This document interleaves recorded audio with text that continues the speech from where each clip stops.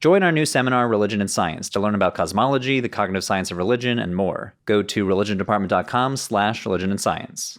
When you hear the phrase religion and science, a lot of us immediately picture the so-called conflict narrative. Religion versus science. Galileo versus the church, Darwin versus Genesis, but for me, that's the least interesting version of this topic. What I'm excited by is the scientific study of religion, when you take the tools of science and aim them at religion itself. Put a monk in an EEG cap and see what parts of his brain light up. Give people psychedelics in a controlled experiment and ask what kinds of mystical experiences they report. Observe the behavior of elephants as they gather around their dead and ask, are we looking at something religion adjacent in another species? That's the kind of stuff we set out to do in our Religion and Science series. Episodes like, are animals religious? Why do psychedelics feel religious? Is there a religious center of the brain? And pretty much all of that happened because of today's guest, Dr. Andrew Aghapour. Dr. Aghapour is a scholar of religion and science. He's a writer, a storyteller, and one of the longest-running collaborators behind the scenes here at Religion for Breakfast. In recent years, he's been the ongoing co-producer of this entire Religion and Science series, helping to conceptualize it, shape the research, and push us to make the science episodes as intellectually incisive as anything else we publish here on the channel. So without further ado, here's Dr. Andrew Aghapour. Dr. Andrew Aghapour, welcome to the show. Hi, Dr. Henry. Thanks for having me. Great to see you.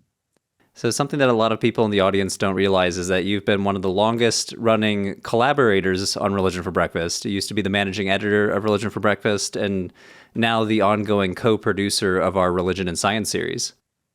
Yeah. It's great to be here. And it's been so fun being a part of Religion for Breakfast and seeing the work that you do. And I can't wait to talk about some of the science episodes if we can, because we put a lot of really fun, hard work into producing some episodes about religion and science that it was just really fun to be a part of and to be a part of the tradition of this kind of visual storytelling too. It's really fun. I watch a lot of science literacy, science communication channels, Veritasium, SciShow. And when we were first brainstorming the series, I was looking to those channels as the inspiration, the I freaking love science audience. And I remember asking you in those early brainstorming conversations, like, what would the I freaking love science literacy audience, like what would they want to see on a religious studies channel where it's science literacy, but it's also religious literacy? Yeah, and it was so much fun to ask that question of scholars. And this doesn't mean, I don't mean to sound promo-y about the series. I guess I'm just proud of it. But by going out and talking to neuroscientists, including some that we've featured on the series, I think I did my PhD training in religion and science. And so much of that training based on when it was happening, maybe the 2010s, we were focused on certain questions. And I feel like in the time since, really, a lot of scientists have become really nuanced in the way that they study religion. I was used to seeing certain scientists like stumble out of the gate, and it's been really fun in these last couple of years to look at contemporary studies where folks are like making science come to religion in like really cool ways. Yeah, I've always said that religious studies is studying the human dimension of religion. That we're not asking about questions about the supernatural or whether God exists. It's more like we are applying the tools of neuroscience or evolutionary anthropology, or at least for a recent episode on animal religion, primatology and animal behavior science to this field of religion. And I find that, so for me, it's a lot of fun because I come at this field from history and archaeology. So for me, this is all new. Animal religion is such a great example of how when you put religion and science together, it's going to blow your mind. We've talked about before that one of the first texts that we kind of consider canon in religious studies, Feuerbach's the essence of humanity or the essence of man. The opening line of like the first religious studies canon that you read in grad school is, Some people claim elephants have religion, but they don't. We're not talking about elephants. We're going to talk about religion as a phenomenon. That as soon as you want to say what religion is, you got to start drawing the line because these folks, I mean, this was written in like the 1700s, maybe, and uh, he would have already known about elephants mourning their dead, about the ritual practices that they engage in, that would have well been a part of the knowledge that that person could access. As soon as you think about something that qualifies as like uniquely religious, whether it's a ritual like burial practices or certain like ecstatic mental states like we see in the opening clip of the chimpanzee waterfall dance in that animals episode. It's as soon as you look at religion and science, all of a sudden you twist your mind a little bit and it just blows your mind that these things that you thought go in one place all of a sudden actually go somewhere else at the same time. So much Yeah. fun. And maybe to give a little more context to the audience, for those of you that haven't watched the Are Animals Religious episode, we start with Jane Goodall, the famous recently passed expert in primates who has studied chimpanzees her entire career. And she observed chimpanzees acting kind of odd around waterfalls. And she, as someone who has studied chimpanzees for so long, could tell when they're acting a little bit differently, how they would stare at the water or swing out over the water in unusual ways. And she called this spirituality. I forget the exact sort of words she used, but she basically was saying this is a example of chimpanzees being spiritual. And I remember thinking when I first, because that was the first thing I stumbled upon when I started putting together that episode, and I was like, I just thought it was a little bit of a stretch. That's not really spirituality. But the more I dug into the research, I'm like, well, if chimpanzees have a capacity for emotion, a capacity for viewing something as different than the ordinary, if we're talking about sacred versus profane, as sacred is setting something apart from the ordinary, I started finding myself coming around to it. It's like, you know what, maybe we can think of religion on the spectrum of animal behavior as opposed to something that's uniquely human. Yeah, it's so interesting. Yeah, and I loved shout out to Donovan Schaefer, whose research was featured in that episode, who I think in the field of religious studies kind of opened up affect theory as a way into thinking about animals. Yeah, plug for that episode, which has such a great explainer of that book. That's really opened up my thinking about animals myself too. The episode that you really brought to the table too, that I had never heard of before, when we were trying to brainstorm what episodes should be in this 10-part series on religion and science, you were like, well, there's this thing called the God helmet, and this neuroscience Michael Persinger, and I never heard of it before, but you were super excited about this topic. So tell us a little bit about this God helmet. Yeah, it's a lot of fun. It's this device from, I think, the 90s, where there was a neuroscientist who had a theory that if he could disrupt the connection between the two hemispheres of the brain, that would kind of destabilize the bicameral mind and produce religious experiences. And so he put magnets into a ski helmet and then had test subjects put it on. He would add voltage and it would kind of create magnetic fields. And people reported having pretty vivid experiences that they considered religious. And in fact, it even inspired a kind of tinkerer community that are really cool, that have souped up the gear and are really trying to study spiritual states, by mapping them onto different frequencies. And they have these message boards that are incredible shared texts. In the case of the OG God helmet, it turned out that the magnets were not strong enough to do anything at all. They were less powerful than a fridge magnet. And in fact, it was such a great documented example of the placebo effect that subsequent scientists have used that exact setup to study the placebo effect. And so now it's like used as a scientific apparatus.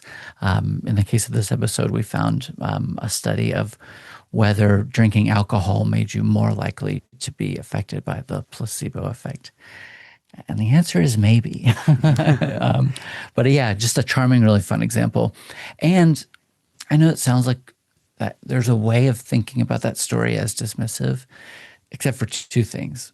The first is that I think the placebo effect is itself just as valid an experience for us to be studying as scholars of religion and science. The mental states we associate with it, what we can understand about the physiology of it, what we can understand about constructed cultural meanings of it as we compare them across different discourses and cultures.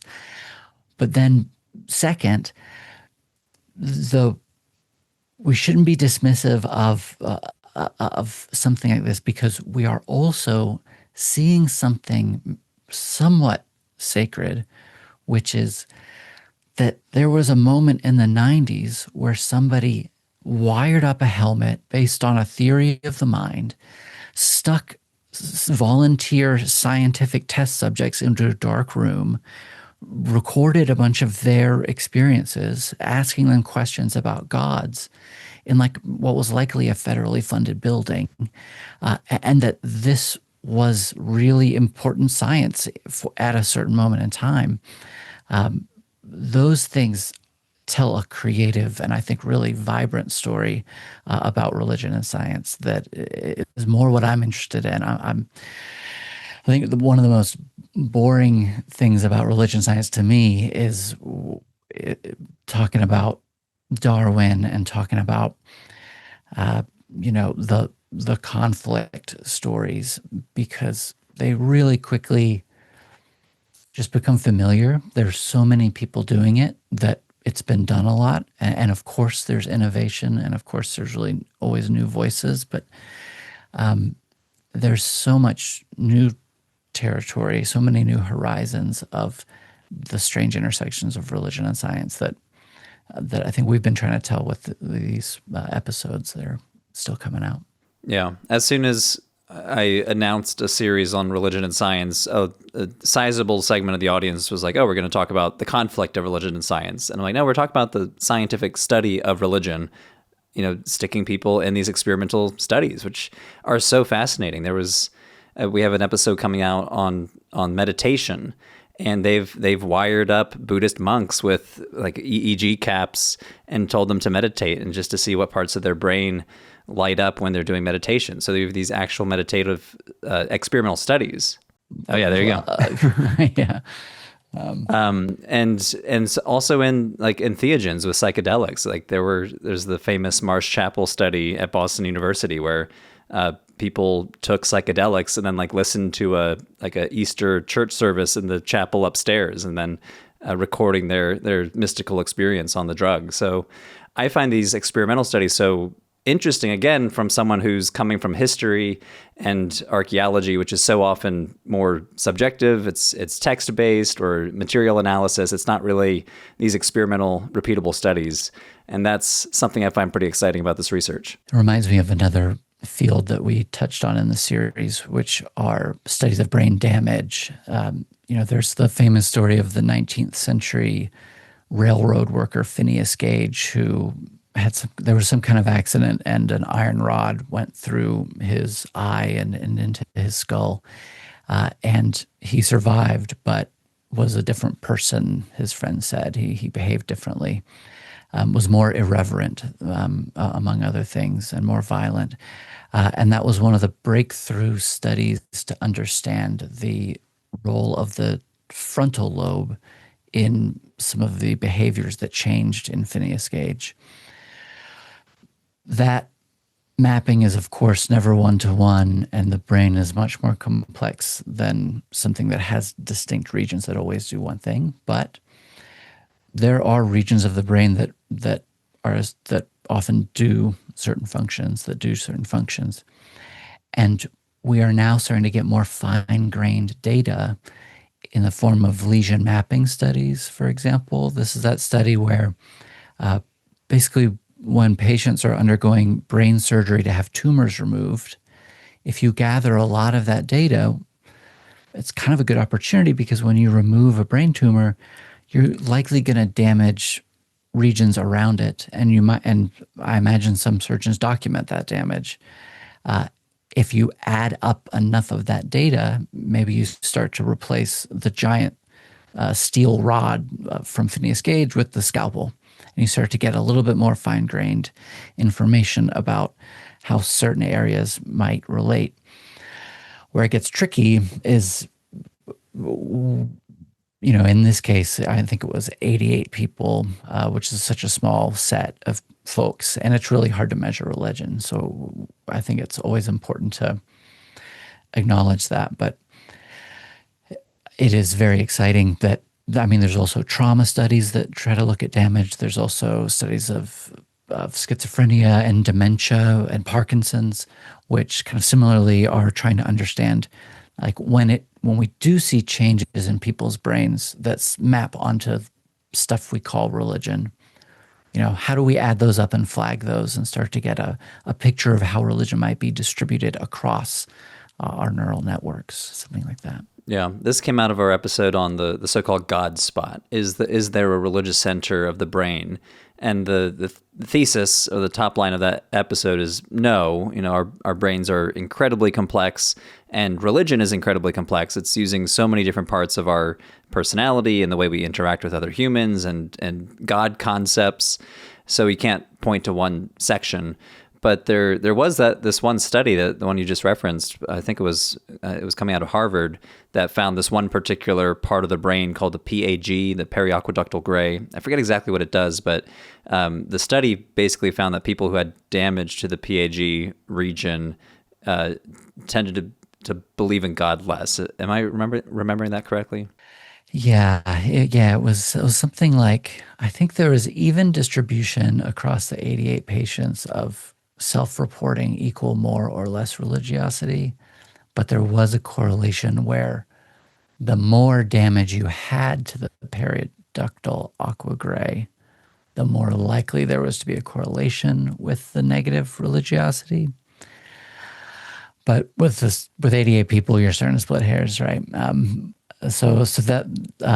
But that's still, if we kept doing that type of research for a long time.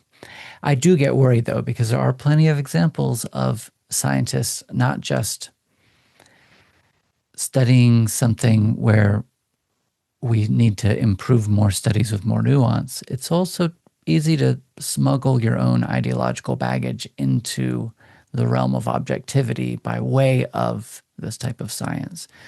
And so, we also cover that in some of the episodes. We try to document some of those cases where science gets it wrong and where we learn from that. And just how easy it is if we're not careful in the way that we assume that we know what religion is when we see it. I think that's one of the most common things in science. I wish that I was in a position to offer, maybe we are in a position to offer free classes for scientists about the construction of religion as an intellectual category, because so many science studies could be a little bit more nuanced if they didn't use a scale of self-reported mysticism to measure how mystical the effect of this, neurotropic was, things like that. Yeah. And this came up in the psychedelics episode, where I was struck by how many of these studies use this term mystical. So they have like actual gradations of like how mystical was this experience. I'm like, what's your criterion for, calling something mystical? And I narrowed it down just by reading between the lines, basically, that they're talking about like a unitive feeling of being connected to everything. God encounters. So that was where I was a little more convinced. Like, entity encounters. That strikes me as some sort of mystical or religious experience. But it is funny how having this feeling of unity was clocked as religious or mystical by these psychedelic scientists. Totally, yeah, and I think that one cites like William James as like the most recent psychologist of religion. So it's who's an amazing foundational scholar, but there's been plenty of generations of, like 100 years out of date at this point. Yeah. and maybe and hopefully we make it easier for scientists to find that stuff, because it is so interesting. And when you do see scientists thinking about it well and thinking about it carefully, it's really exciting to see. We had a lot of fun making.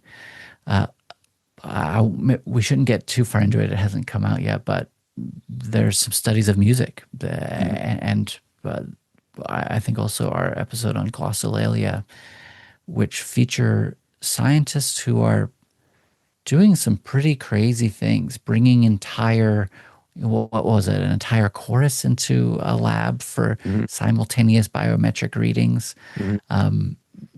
We also had the case of the study of Pentecostals that was incredibly thoughtful and sophisticated in the way that it understood the construction of identity.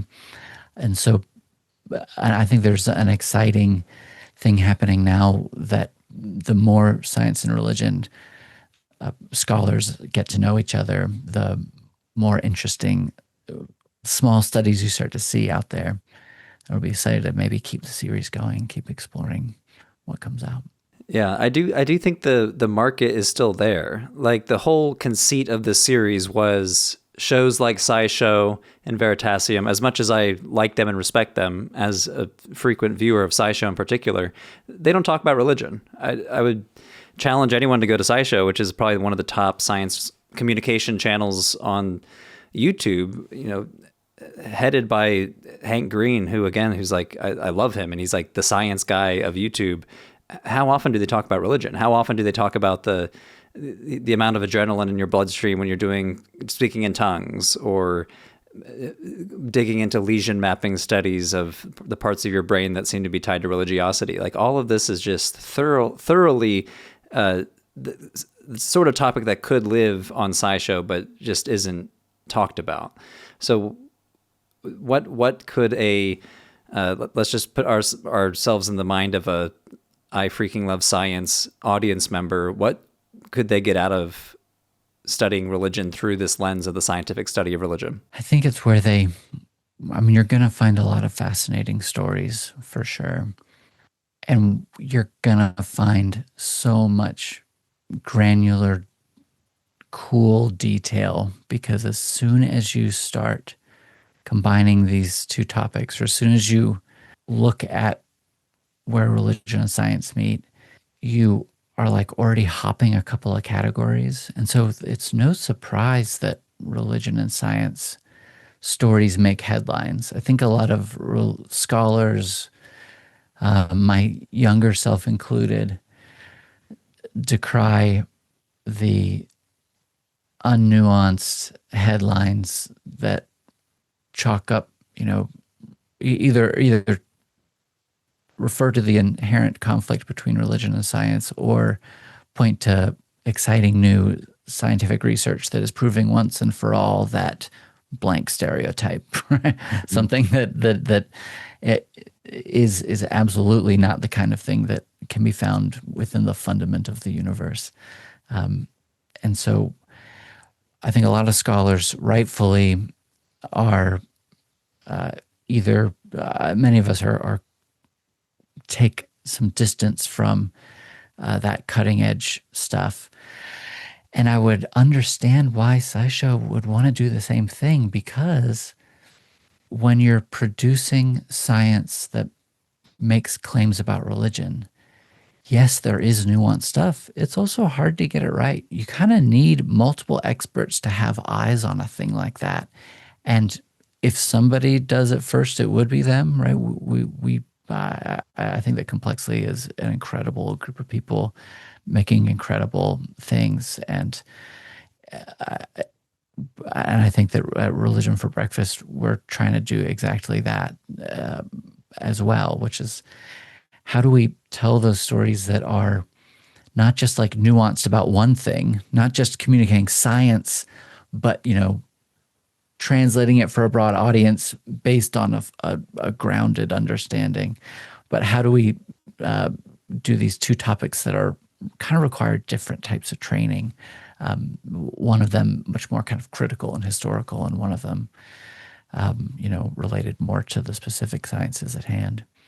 But it's, what does that look like? Who do we hire to round out the team to cover more of that? I'm not sure. Yeah, we just need Hank Green to tell us how to do science literacy. Please, if you watch this, Green, reach out. You've got our number. We're on the. Yeah, we're on the radar. Yeah, I think, I mean, I like the comparison to SciShow because I do think science communication is similar insofar as it does cover this massive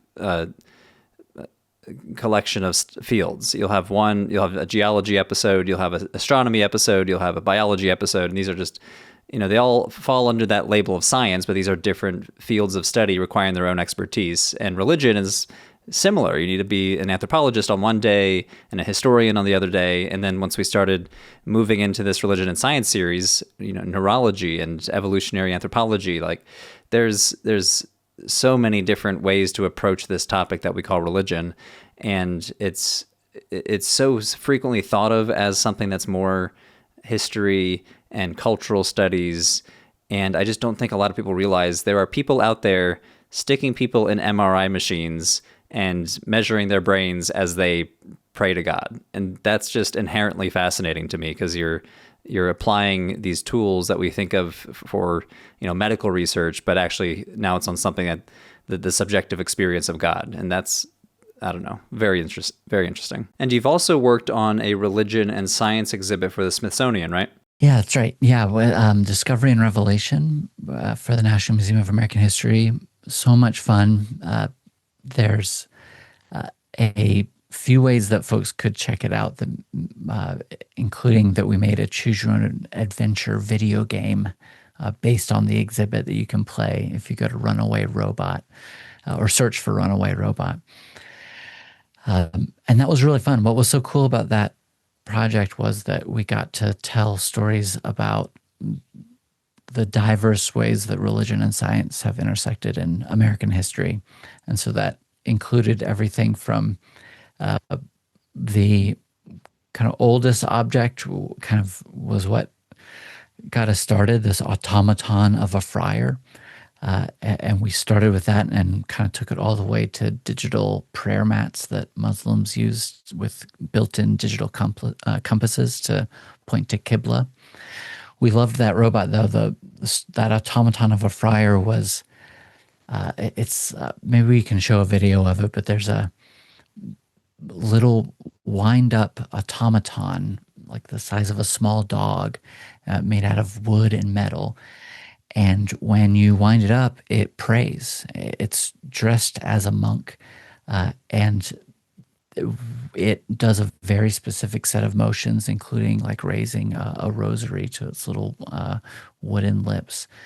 And what we can tell about this object based on our study of it is that it might be the oldest known example of a self-enclosed automaton, which means a robot where all of the parts of the robot that move it are hidden inside of it.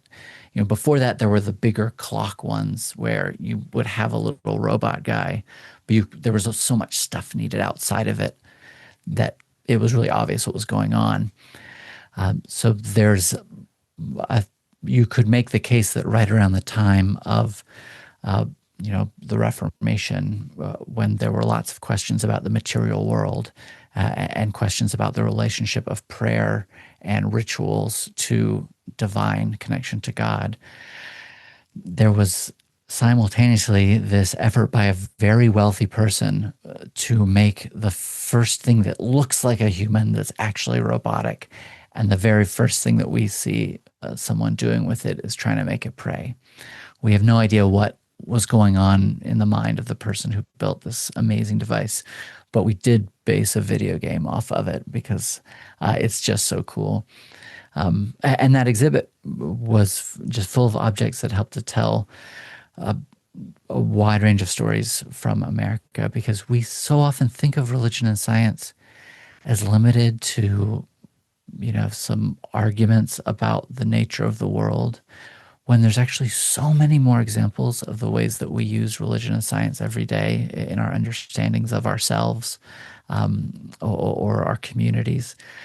Something that kept happening when we were designing in the early days of the exhibit, we would do interviews with guests to ask, hey, if you saw an exhibit that said religion and science, would you walk in? And so many folks would tell us, no, absolutely not interested. That's not for me.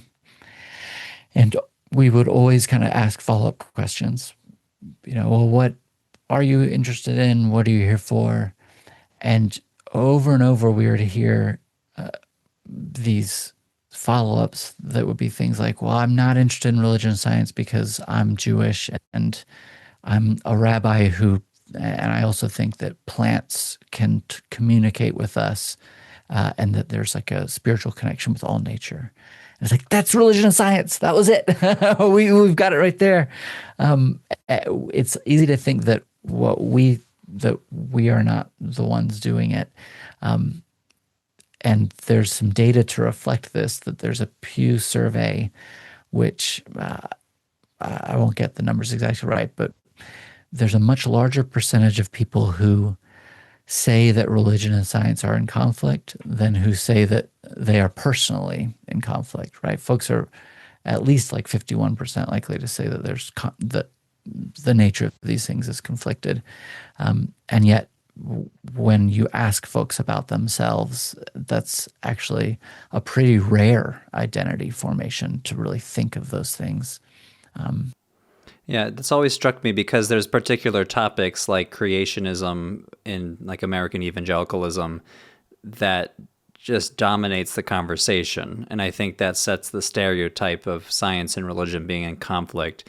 But most Christians are not, young earth creationists. And you can see this, especially when you go outside of the American sphere and context. Evangelicals in Canada and evangelicals in the UK tend not to be young earth creationists. So there's not a conflict there in that context. So it's really only the American Christian context with that particular topic. So you can highlight particular topics, maybe human evolution as well, the evolution of species, where they do seem to be in conflict, but that's just these narrow cultural contextual issues and not science and religion writ large. Yeah, I think that's so true. Yeah, I think that's so true. And the number of examples of folks who will weave together religion and science in everyday life, whether it's, my parents who are, a Muslim and a Christian who kind of believe in UFOs, to examples from American history that we tried to tell in that exhibit. One of the, for example, an object that we had in the exhibit that is by far my favorite is a quilt by Harriet Powers that has these, I think, 12 panels, and it's known as one of the finest examples of quilting. It's like famous within the quilt world as an insanely great quilt. And when you see the quilt, you're like, this is an amazing quilt. It's the craftsmanship and the way that it uses different fabric materials in a patchwork way is just visually stunning. And when you see it, one of the most striking things is that it was combining Bible scenes with scientific observations, like actual astronomical observations sewn in next to like a depiction of Satan in the Bible. It is just like, or you also see it in like the religiosity of almanacs of that time, that everyday agricultural work is going to also include some astronomy / astrology /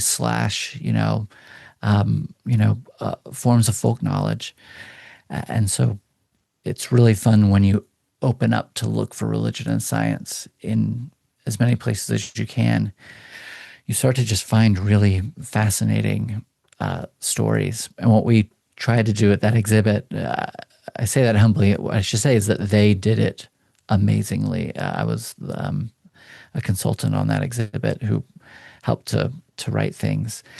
But there's a huge team involved, and what's so amazing is having a physical space you can go into where you're walking around and you're looking over here and you're seeing Earthrise, right? Where Genesis is being read by the astronauts as we look at Earth from the perspective of the moon. And then out of another corner of your eye, you're seeing, like, the key that Benjamin Franklin used in one of his experiments. It's a lot of fun to try to help folks learn in that way, where if you walk into this space, you're gonna realize that these are really interesting topics that relate in ways that you didn't expect. Just by making it to the exit, you're gonna see some of it and experience it, which is a lot of fun.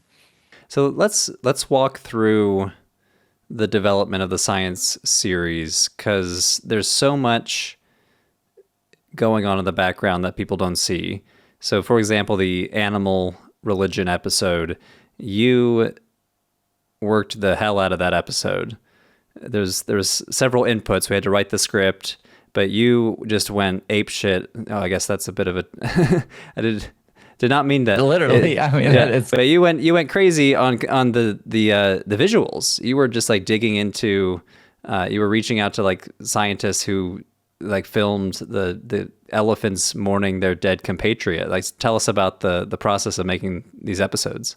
Yeah, I think that that's something that I know that is something I didn't appreciate until being behind the scenes, just how much work goes into the visuals of a Religion for Breakfast episode. That if the script that, has been either written or approved by a scholar says that we are looking at crows engaged in gifting, we got to find footage of crows engaged in gifting. And it can't be footage of crows engaged in some other ritual, right? We have to do honor to the script by telling the story visually. And it is so much fun to dive into that work. But it's a level of accuracy that I appreciate that you hold to the channel that's there in all episodes. I feel like I did go a little bit overboard with the animals AVing, though, because it was just so much fun to dive into that world. We fun and at times haunting and difficult. I mean, when you research animal religion, it means looking at animals in some of their most extreme states. That includes mourning, that includes defending their children from attack or holding their dead. It includes seeing animals, having these powerful experiences at a waterfall, but that's not the kind of thing that is a punchline necessarily when it comes to making a script. And pulling those things together visually was just a lot of rewarding. Was very rewarding. Yeah, and there were a few clips that at least I made because I'm the one doing the final checks before I hit publish, where I made the editorial decision. This is like a chimpanzee mother holding her dead baby. Like, fuck, we just gotta cut this. This is just. But we did have a few. There's that orca that was carrying its deceased offspring on its back. So that episode is not like, the thumbnail was kind of discordant. I found this kind of funny thumbnail of a hamster that appears to be praying, but like, which, thumbnails and titles are their own game in YouTube, but the parts of the episode is, pretty much a downer, with talking about these, what we're calling mourning rituals, but, mourning behavior, which is quite visceral.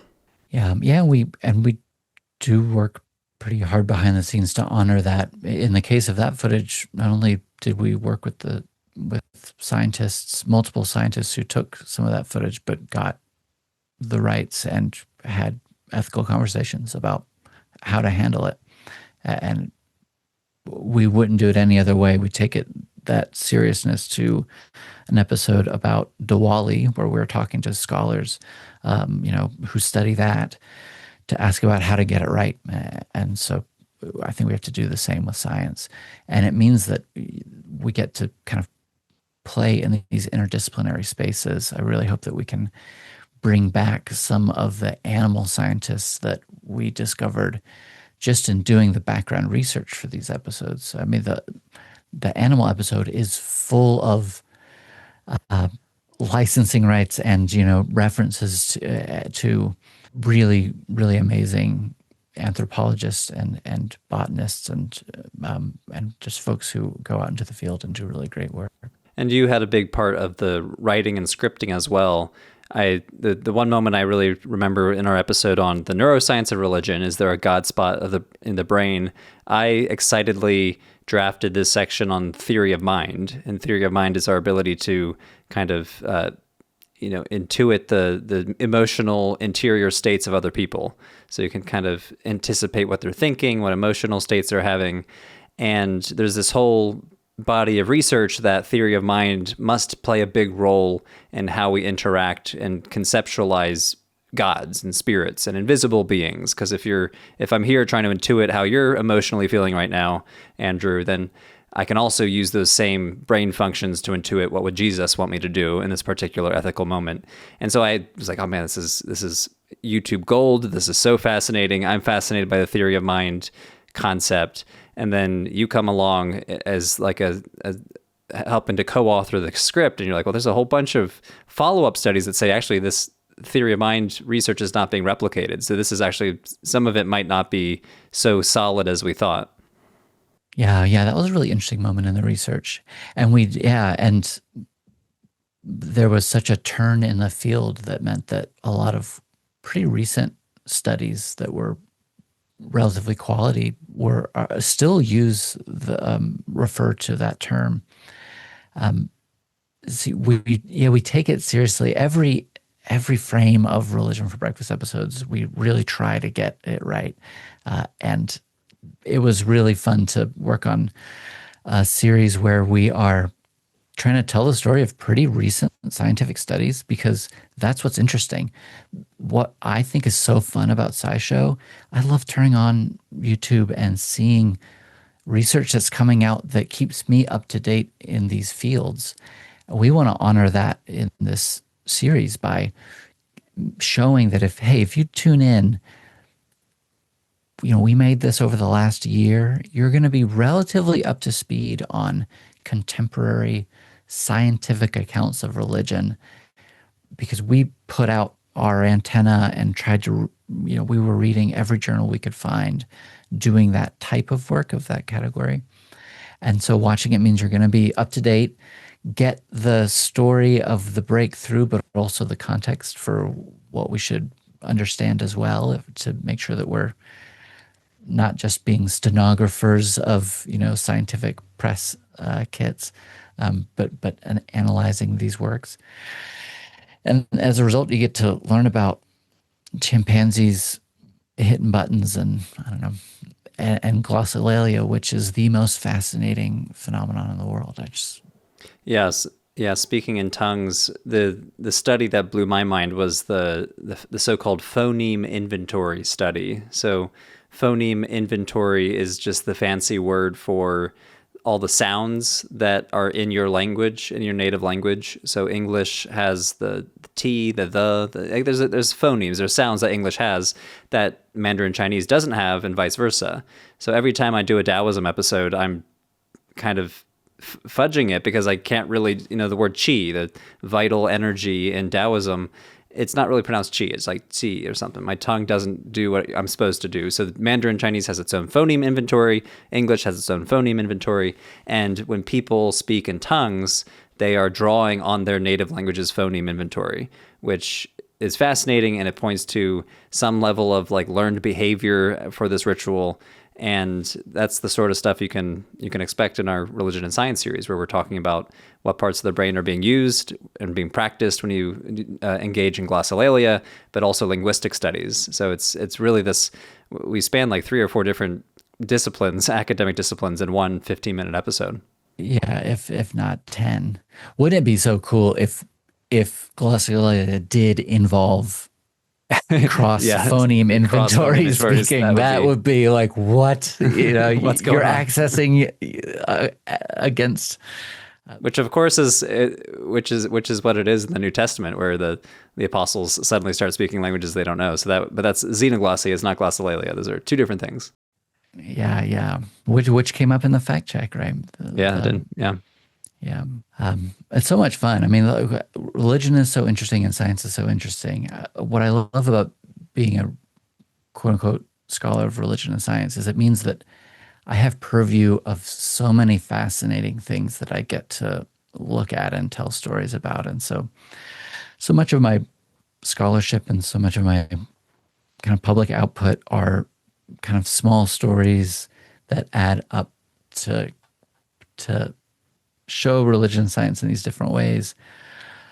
But what's so cool about it is when you get into the stories, you have the license to look at every single way that you could study the world and every, way that folks have been in the world. And there are just some really, really fascinating pluralities out there.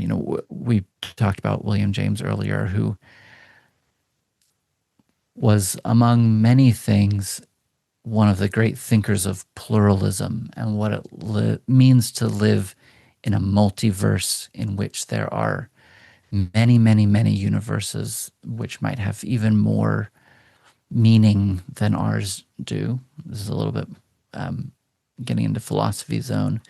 But the cool thing about religion and science, when it comes to studying something like indigenous ecological knowledge or the interface between Western scientists and Buddhist practitioners studying the mind, where you start to see epistemologies intersecting.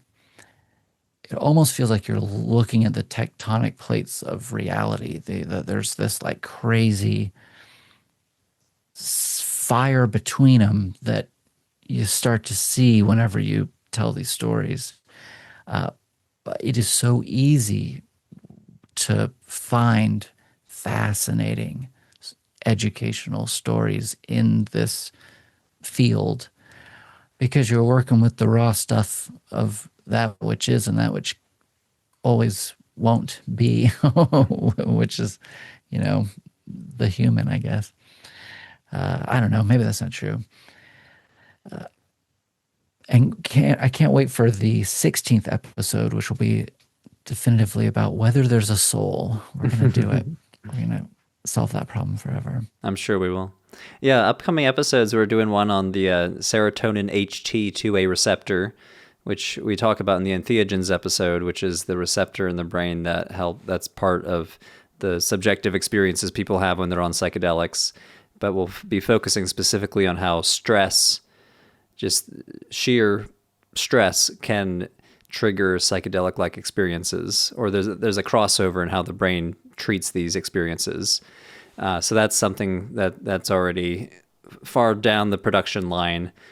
We have an episode on meditation. We have one on, I think, epilepsy and religion, which always seems to, there's just this knee-jerk reaction to medicalize religion. And so this comes up studying demonology in the New Testament. Whenever Jesus is exorcising demons, there must have been some sort of epileptic seizure. And like, well, but there's this deep history of demonology and epilepsy, where culturally that's how people explained it. So there's a whole episode on that. Yeah, and on that note of, we also tell stories across the series about science getting things wrong and what some of the human stories of scientific knowledge making look like. And because, we're not here to say that this is the only way to study religion. We are here to document a few examples of it, both the outputs of that knowledge making and the making of that knowledge. As religious studies scholars, we love to study people in groups and see how they make meaning. And so all of these episodes have that combination of summarizing and presenting some of the science, but also telling the story of how that science gets made. So in addition to working on the Religion and Science series for Religion for Breakfast over the last few years, you also launched with me this online platform, the religion department, where we're offering online guest lectures and courses taught by actual scholars of religion. And you will be teaching an upcoming class on science and religion. Yeah, really excited about it. The religion department has been so much fun. It's been fun to be your co-founder on this project and start to try to bring more and more of our great teachers to reach folks and do live teaching. The coolest thing about the religion department for me has been that I'm often the one, running tech during the live classes, and so I get to be a fly on the wall, listening to Coptic classes and classes on the paranormal and the archaeology of the Bible.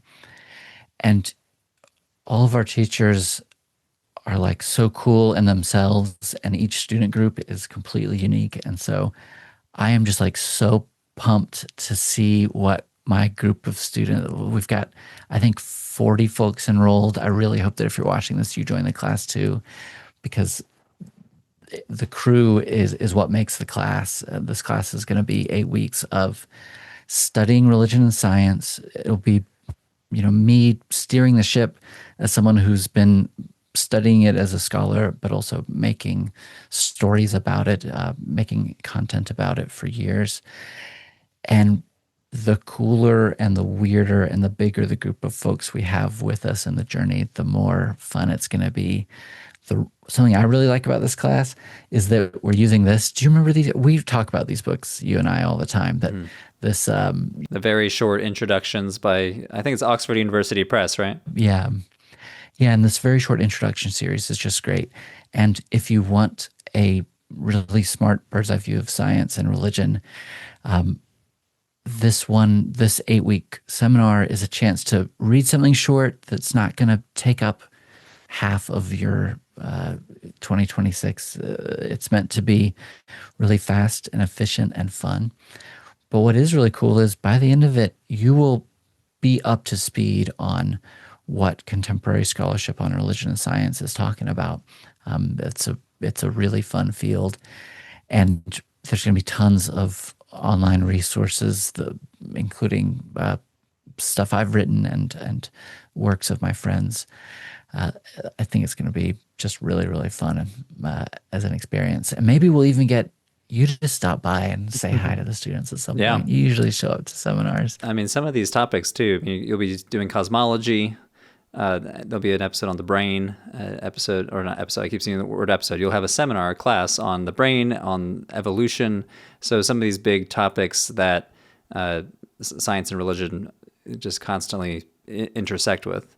Yeah. And we're also going to have a dedicated session on the exhibit at the National Museum of American History. We're going to draw on those case studies to do a really cool interactive look at the way that museum exhibits can help tell stories through objects. The brain is also what I studied in grad school. And so it's going to be so fun during, I think it's week 7 that we do the brain. We are going to look at cutting edge neuroscience, but also like bread and butter cognitive science and evolutionary psychology. There's some fascinating theories out there, and it's a lot of fun. And I have my own history with it that'll be really fun to work through, including just some fascinating articles out there that I think people are going to really enjoy reading together. They're kind of short and sweet. Yep. It's going to be great. It's going to be so fun. It's going to be so cool. I agree. It's going to be great. It's coming up soon, January 21st. So if anybody wants to sign up, religiondepartment.com. Come hang out. We're going to have so much fun. And Dr. Aghapour, he's a great instructor. So you'll be in good hands. So that's religiondepartment.com to sign up. Well, Andrew, thank you so much for joining us. Thanks for having me. Great to be here.